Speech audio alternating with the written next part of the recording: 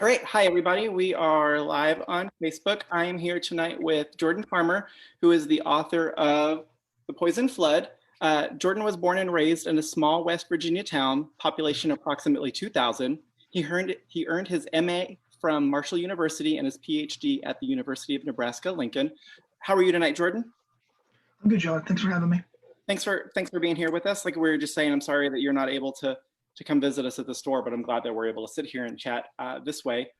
Before I forget, I also wanted to mention, since Jordan is not here at the store, we don't have signed copies, but he was kind enough to send some signed book plates. So if you order copies of The Poison Flood, which we'll put a link in the comments below, all the copies will come with some signed book plates. So we appreciate you doing that for us. Sure, I appreciate the opportunity to do it. Yeah, so first question, real easy. Can you give us kind of your elevator pitch for the book? Yeah, I kind of pitched it as a reclusive musician is forced back into the public spotlight when a environmental disaster impacts his town. So it's a crime novel that also thematically deals with a lot of different things other than just crime, right? It's about the creative process. It's a lot of it is about bodies and our relationship to each other's bodies. The idea of our relationship with the environment and how when catastrophic things happen to it affects us. And of course, some also more typical tropes of crime fiction like murder. Yeah. And so we see a lot of authors kind of play with kind of the environmental issues. I know C.J. Box says it a lot in his books too. Was that something that you specifically wanted to touch on when you started? Yeah, I think that growing up in West Virginia, it's kind of always right in front of you. I mean, I can literally watch the landscape change with mountaintop removal and know people who, have black lung from working in the mines and worry just in general about what my home looks like when there's this continued push for environmental deregulation that hurts the land that we depend on. We live here. So I think that it is kind of always on your mind when you're from these kind of places. Mm-hmm. So since you are from the small town, is Coopersville in the book based on that town, or is it just sort of one of those kind of thousands of towns that are just kind of past their prime now? I think it's one of those thousands of towns, sort of, or a conglomerate of thousands of different towns, right? I mean, all writers, one of our jobs is to kind of, when we find an interesting detail about a place, to just bank it for later. So it's a little bit of all these different moments or places or details taken from different towns, like my hometown, but it's not necessarily my hometown. Were you kind of aware of that, to kind of avoid the sort of kind of Peyton Place issues, writing about a place that and people that really well? Well, I just don't think that it's the kind of book that would have allowed that to happen anyway. So much of it, of the fun of fiction for me is the inventing of place and characters. So I didn't take a whole lot from my own experience or people I know. I think thematically there's a lot of where I'm from and people I know. Mm-hmm. But the inventing is so much part of the enjoyment for me. I wouldn't want to just write thinly veiled autobiographical works, Yeah, one of the things that I think is really cool about crime fiction is, I don't know that a lot of people kind of think of it when they think of just, well, I guess kind of any fiction at all, is that, as writers, you guys do just as much kind of world building as like a science fiction author or a fantasy author, because at the root, you're still kind of creating this entire new world out of other experiences. Sure. Yeah, I think that in any type of fiction, like you said, whether it's a world that we recognize or a world that's, on Mars or something, to make it engaging, there's that needed level of specificity that may come from your personal experience, but also has to be built from the imagination as well. Music is a big part of the book, and Hollis's songwriting is so beautifully told. Are you a songwriter yourself? No, I play some really poor guitar, some bad cowboy chord country, and a little bit of punk rock stuff. But growing up in a really small town without a writing community, most of my friends who were artists or artistic types were musicians. So I guess I was influenced by them. And I was also really into the idea of writing about the creative process, even if the creative process wasn't my own artistic form. I think it's interesting I wasn't really interested in writing about writing. So to me, it was interesting to tackle kind of how people create, even if they're creating in a different form than what I'm used to. And since I like music, I'm influenced by music. I thought that a musician would both have the ability to tackle those themes of what it's like to create, but also there's, of course, the more exciting performance quality, whereas so much of writing is kind of quiet and isolated and a guy alone or a person alone in their room. I can have more of the, I guess, just more engaging scenes with a musician. Yeah. While I'm thinking about it, guys, if you're watching, if you have any questions for Jordan once I get through mine, just drop them in the comments below. We're moderating and McKenna's going to send them over to me. So kind of talking about kind of the music aspect of it and being able to write kind of from another creator's perspective, what are some of the challenges that come with that? I mean, some of it was just my limited understanding of music. While I listen to a lot of music and I play a little bit of guitar, I would never call myself a musician the way that I would call myself a writer. I just don't have that talent or inherent ability. So some of it was kind of just grappling with how ignorant am I about some of these processes. So there was some speaking to musician friends and watching a lot of interviews with musicians that talked about their creative process and what songwriting is actually like, which really fascinates me anyway. I'm always interested in hearing anybody in any art form talk about how they make it, whether it's sculpture, art, music, whatever. I think there's a whole lot to be gained by anyone who's artistic to listen to someone talk about their creative process, even if it's nothing at all like what you do. You can learn a lot just by listening to the critical process of, a filmmaker or somebody like that talking about what they make. And it's strange how much you'll find that, I ask myself those same questions when I'm writing a scene, even if I have to frame it a little bit differently. Yeah. There's a lot of overlap. Yeah. One of the Tracy Thorn, who's in Everything But the Girl, has a really great biography called Bed Sit Disco Queen, and it's all about kind of her growing up and her songwriting process. And like you, it's always interesting to hear kind of people talk about their craft and how they're able to write and just the different forms of it too. So you mentioned you clearly have a lot of respect for music. So who are some of your musical influences? I grew up with I guess, early interest in sort of just like classic rock stuff. I mean, I guess my introduction to music, aside of just what was on the radio, was having older friends who had their father or their uncles like old Springsteen records and AC/DC and stuff like that. But I think what really opened music up for me was finding some punk rock stuff.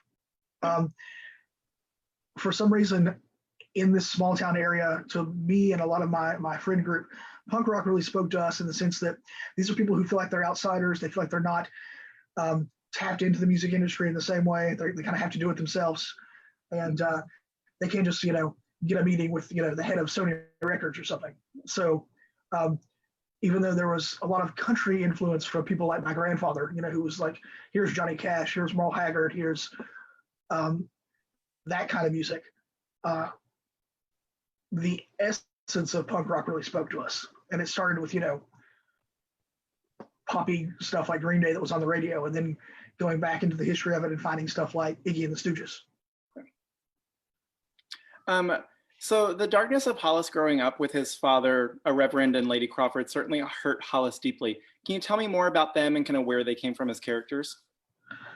Yeah, I think that I've had lots of people ask me questions about the relationship with Hollis and his father in particular, and what I was trying to say about fathers. And I don't think I was trying to really say anything about fathers so much as I was just trying to talk about institutions and the power dynamics that can happen in institutions.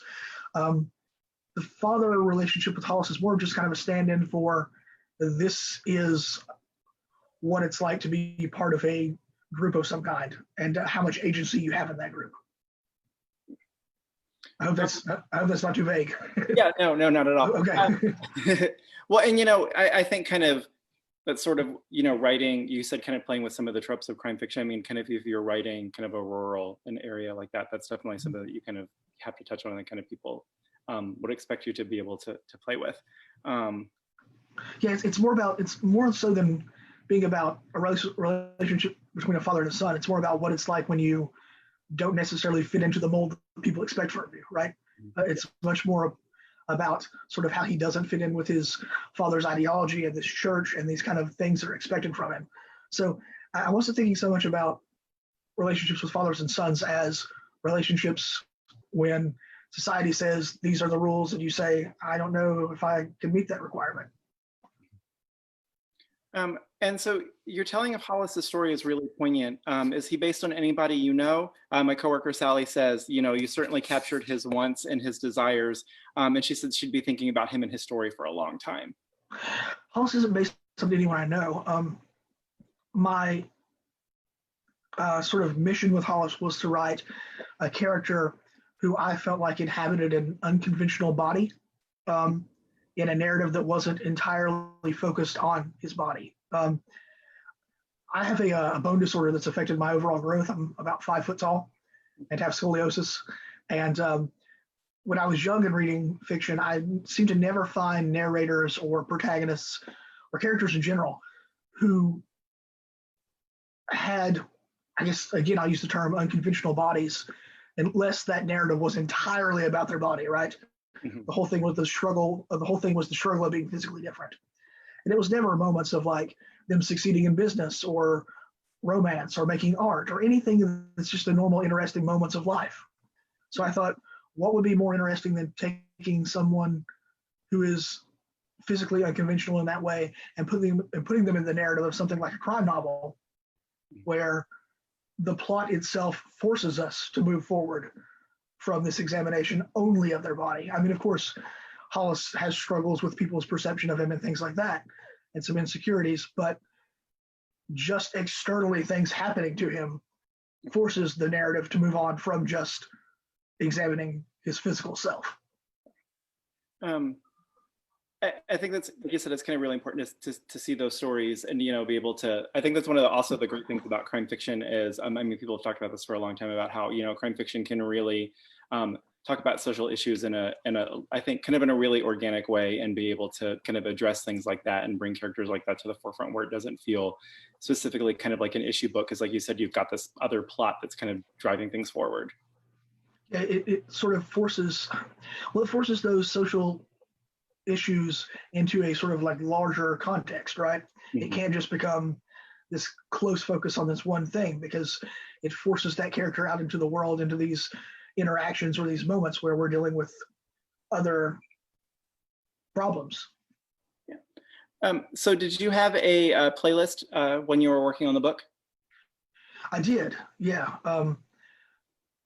It's pretty wide variety of stuff. There's some sort of, I guess I would call contemporary rock stuff on there, like some Brian Fallon, and all the way to sort of a more singer-songwriter stuff like John Moreland or Tom Waits.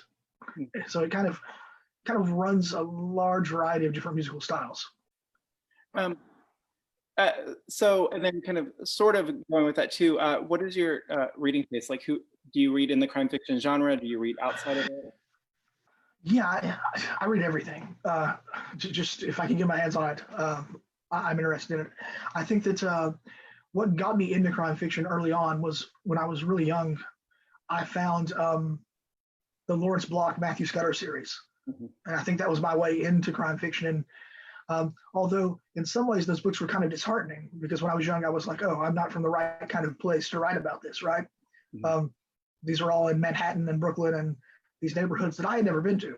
So I was like, oh, is there a place for my kind of stories in this genre or in any genre? So it wasn't until I started finding like Daniel Woodrell and Larry Brown and writers like that who were taking taking those narratives and putting them in a more rural setting, that I thought, oh, okay, there's a place for this for me. Yeah, it's been really great in the last couple of years to see books like yours, guys like Brian Panowich and David Joy, who have all been big successes at the store who are able to kind of blend that kind of Appalachian sensibility with kind of really good, solid crime novels too, and that Sure. aren't necessarily kind of as grim as some of the Daniel Woodrell ones can be. Sure. And were you conscious of kind of potentially how kind of writing about kind of Appalachian noir stuff like that, about how potentially dark it would be while you're working on the book? Was that something you were aware of? I don't know. I think that you have to kind of dismiss some of those kind of concerns about what the audience will think about it or how people interpret it in the early drafts anyway. Of course, if you never think about your audience, that's bad, right? You have to have some consideration for audience. But in that first initial draft, you just kind of have to silence that inner critic and just go and worry about, does this scene work? Is this theme properly evaluated? Things like that in the later drafts of the work. So I guess my complicated answer to that is yes, I was concerned with that, but not initially. So was this your first book that you wrote, or did you have like kind of other trunk books that you were working on before this one? I have another one that was published in 2018 called The Pallbearer. Okay. That came out before this, and I've been working on this one since then. Is this going to be sort of a series, or is it just a standalone? I don't know. The new thing I'm working on doesn't involve any of these characters, but I like some of them a whole lot. I don't know if I would say that I would never return to them, but not at the moment. Yeah, we always think, at the store, that's kind of always a smart thing, kind of as you're starting to, potentially not lock yourself into a series, because the further you get into a series, then you get fans who are like, no, I only want this person to do this one thing that they're known for. And so if you're able to kind of get them to expect different things from you right off the bat, then they're kind of definitely along for the ride as you go. Sure. So you said, are you doing any other of the kind of Zoom events stuff for this? I did one yesterday with the Poison Pen bookstore in Scottsdale. Yeah. Yeah, they were really great. Yeah, they're a great store. We love the gang over there. I am looking. I am not seeing any other questions pop up. So we talked about kind of reading taste. We talked about music. Did you actually have any of your musician friends kind of read the passages of the book that when you were specifically writing about kind of songwriting? No, not really. We just had lots of conversations, and kind of I don't know. I like live music so much and things like that. I feel like I'd kind of been researching it for my whole life inadvertently, from just going to shows and that kind of thing. So there were lots of discussions of kind of what I wanted to express through some of those scenes, but I was afraid to, especially early on, to give anybody the work and say, "Hey, look at this. Am I doing it right?" I didn't want that level of influence right away. Yeah. One of the questions that we've just kind of been asking everybody as we've been doing this, kind of everybody always says, write what you know, or take kind of experience from the real world. Do you think that you could see yourself putting kind of this time period with the pandemic and the lockdown in any of your future books? Perhaps. I don't know to what degree it would influence a book. I don't know if I would want to write like an actual pandemic novel. Yeah. I think that it's going to affect our world so greatly, and there's going to simply be a time before it and after it, to where I don't know how it would not, in some way, be mentioned, or the changes it will make to our world won't be a part of it. I mean, just especially looking at the economic situation and things like that we're in now. The after effects of this are going to be felt for so long that I think that just like after something like 9/11, books had to deal with those kind of themes and tackle that kind of thing. I think it will certainly be involved in everything that comes out after it to a certain degree. I don't know to what degree. Yeah. Somebody said the other day, I think it might have been Jennifer Hilliard, that she had a feeling we were going to see a whole lot of books that were maybe for a while that were set in like 2019, or that kind of skipped ahead to 2021 and maybe kind of just glossed over this like little specific period.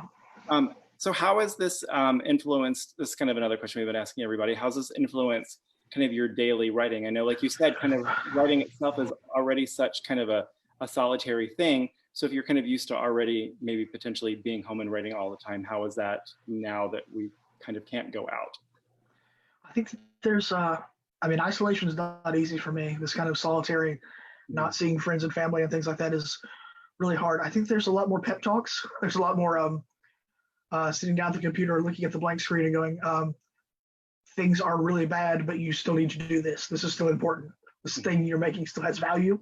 I'm in both kind of during this time period, sort of broken up and feeling kind of like, what can art do in a time when things are so terrible and scary. At the same time, I'm also suddenly aware of how much I appreciate art than I ever realized. I mean, I know that art of any kind is one of the most important things in my life. I mean, books saved me, you know, which I think a lot of writers and people who are readers will tell you. But I'm so much more thankful now for any kind of art. If I can watch, you know, 2 hours of Netflix and escape for a minute from the news and reality into a show, I'm so much more thankful for it than I was before, when it was just something that I took for granted, right? Yeah, that's kind of been one of the things that's been great for us, kind of as booksellers, is to still be able to figure out a way that we could still get books to people, because you know we ourselves, you know, we get so much comfort from that too. And whether it's just trying to find something that you can kind of sit and read, you know, Yeah, just to kind of take your mind off and get lost in for a couple of hours. yeah, and it still sustains us even in sad times such as this. We need it. Yeah. So we had a question pop up from Bryce on Facebook. He said, you got your PhD from Nebraska. Are you a Big 12 fan or a Big 10 convert? I think I'm going to disappoint Bryce because I don't care about football. Sports were just never my thing. Fair enough. Yeah. Can you tell us a little bit about where the title for the book came from? Was there, because The Poison Flood is such a great title, was there, were there potential other titles that were in the running, or? You know, I just kind of subconsciously wrote it one day. I just, you know, I was sitting around and I didn't have a title, and I kind of almost wrote it as kind of a placeholder. I was like, well, that'll do for now, almost. You know what I mean? Until you think of a better one. And the more that it stayed, or the longer it stayed, especially after I, you know, sent it off to my agent and things, and I was like, you know, you have a better title. What do you think? And he was like, no, I like this title. And the more that I sat with it, the more that I thought that it was both. It did two of the things that a title needs to do. It both informed the readers, like, yes, physically this thing happens. There is this actual poison flood that takes place. So it's both relevant and factually what occurs, and also thematically relevant. So I wasn't in love with it at first, and the longer it stayed, the more I liked it. Awesome. Trisha asks, as a lover of music, have you ever wanted to move away from crime fiction and write a more music-based novel? I don't know. I seem to always come back to some kind of crime element or some kind of trope of crime fiction in most things I write. But then I don't think of genre fiction or genres as this really hard and fast thing that has to be that concrete. I mean, I think that a lot of them are these ideas of what we decide is crime fiction or genre fiction or sci-fi or things is really just a place that people such as yourself know what shelf it goes on, right? Exactly. In the bookstore. Yeah. I mean, there's a real good argument that The Great Gatsby's a crime novel, right? So I try not to worry at all when I'm writing initially of like, what box does this fit into? Just write it and then kind of make those concerns about what genre it is later on. Yeah, that's an interesting point. That's one of the things that we kind of talk with people a lot about kind of at the store, is that so much of what we think of as genre, like you said, is really just kind of marketing. Like, who do we pitch this for readers? There's an author named Alex Grecian who said to himself when he came to the store, he's like, I thought I was writing horror, like historical horror novels. And then they told him, no, you're writing mystery. So yeah, it's really interesting to see, like you said, it's so much of it is marketing. I mean, at the same time, I think that, you know, you have to be aware that, no, this doesn't fit in that genre at all. You know what I mean? I mean, there's some romance in my book. There's some, there's crime in my book, but there's not perhaps sci-fi in my book. You know, so of course, there's some things that it won't fit into it at all. Some categories it won't fit into it at all. But I try not to think this book needs to go in this category when I'm writing it. Mm-hmm. Awesome. Well, I think we are close to wrapping up. So before we go, just wanted to remind everybody we are talking about Jordan Farmer's The Poison Flood. If you order it from Murder by the Book, we've got some signed book plates. While the store is still closed for the public, we are doing curbside delivery Mondays through Saturdays from 12 to 6. And we're also still processing orders through murderbooks.com. You can just give us a call at 713-524-8596. Jordan, did you have anything else you wanted to add before we sign off? Yeah, I wanted to say that if anybody who's listening is a healthcare provider or a first responder or an essential worker, I just want to say thank you. Thank you for taking care of us, and to everyone who is not in those categories, but also dealing with all this that's going on. Let's all follow the guidelines. Let's social distance and wash our hands and wear masks and take care of each other in these scary times so that we're all better as soon as possible. Absolutely. I speak for the entire Murder by the Book staff. We agree with all of that. So thank you everybody for joining us tonight. Don't forget, next Friday at 7 o'clock on the 15th, we will be joined by Jeffrey Deaver. His new book is out, and we've also got signed book plates for that. So thanks again, Jordan, for joining us tonight, and everybody, we will see you guys next Friday. Yeah, thanks for having me. Take care.